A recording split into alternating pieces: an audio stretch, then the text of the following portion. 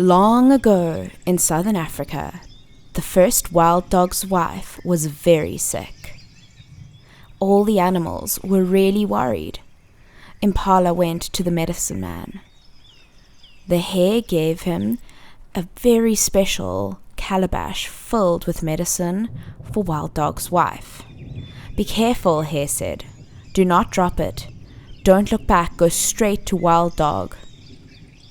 Impala nodded somberly and carefully took the calabash. As he was walking, however, he heard a rustle in the bushes. What was that? Was it a leopard? Impala turned around suddenly.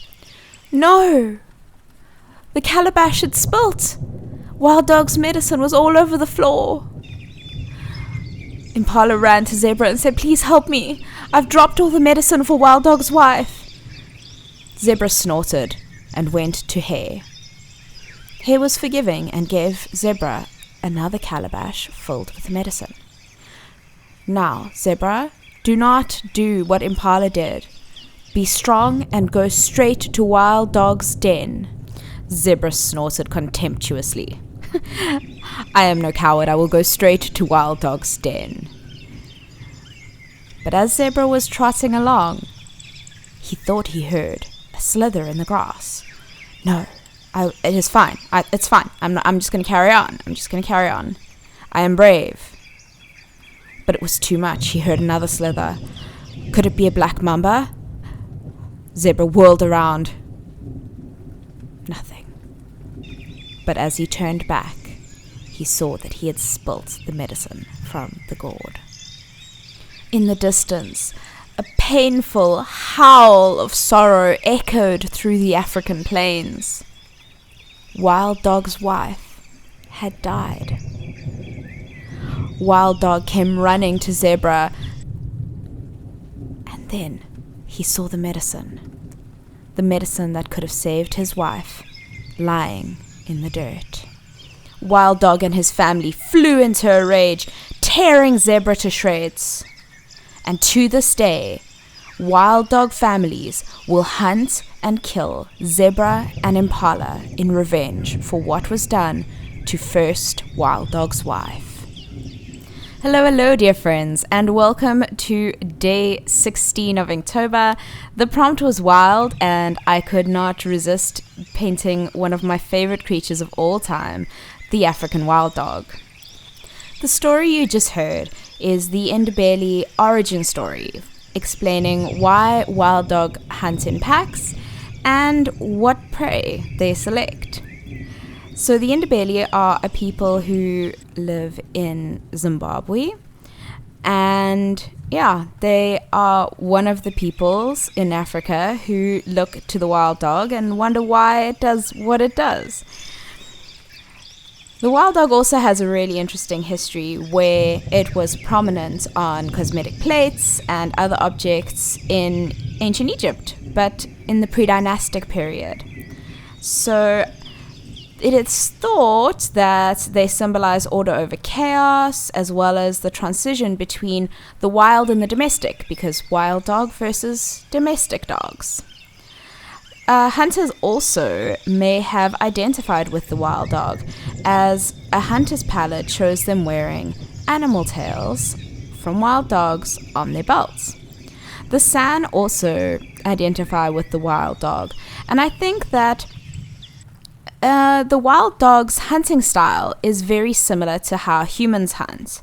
So they hunt in packs, and basically they outrun their prey. So what they'll do is, unlike the cheetah, who will be ridiculously fast and uses that to catch prey, or the lion, who uses its overwhelming strength to catch prey, the wild dogs don't have either of these, but they do have a pack, which means that they can chase prey and do a sort of relay race that chases the prey until the prey is exhausted, at which time they can hunt them, which is also something that human beings do.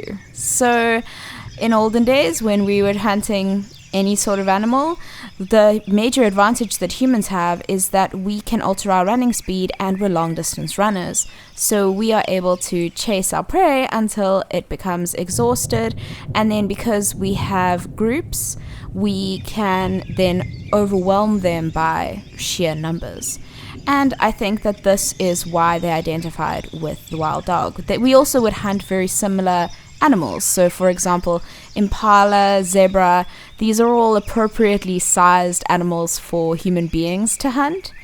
But that also means that these animals were never really shown as sacred, I guess, because I mean, I don't know, we always find things that we identify with less sacred than things that we can't, you know? I mean, I think even if we think about celebrities, if a person is very approachable, I mean, we enjoy that, but once you start knowing a celebrity, I guess, as your friend, they lose that aura that they have, like that aura of the unknown, the aura of the superior. And wild dogs also are similar to human beings in other ways. So they have a pack structure which consists of males and females, and the way that hierarchies are selected between the two groups is completely different.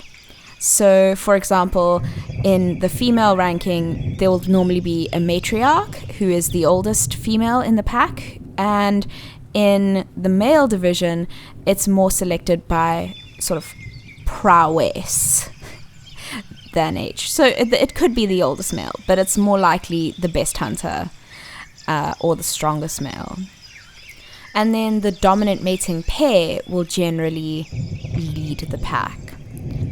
And the pups are ridiculously cute. So this breeding pair will be the only pair to have a litter because the litters are quite large. And then the mom will stay with them, and eventually, once they start getting weaned off her milk, the rest of the pack will bring them gifts of food, which they then regurgitate in front of them. Which is, I guess, really sweet. I mean, I don't know if I would vomit to help other children. But yeah, eventually they get dibs when they eat as well, which is really sweet. And then they're kicked out so that incest doesn't happen. And the male pups stay behind with the pack. The people who are kicked out are the lady dogs. So yeah, I guess the wild dogs are all about that strong feminine vibe. So yeah, I had a lot of fun painting these guys. They're endangered and they are very special to me, and I've always had a very special place in my heart for them. And they are one of the rarest things that you can see. So I have been going to, just before we talk about this, can we just talk about my high-tech life there? all about that hairdryer life, guys. You can always DIY your art supplies.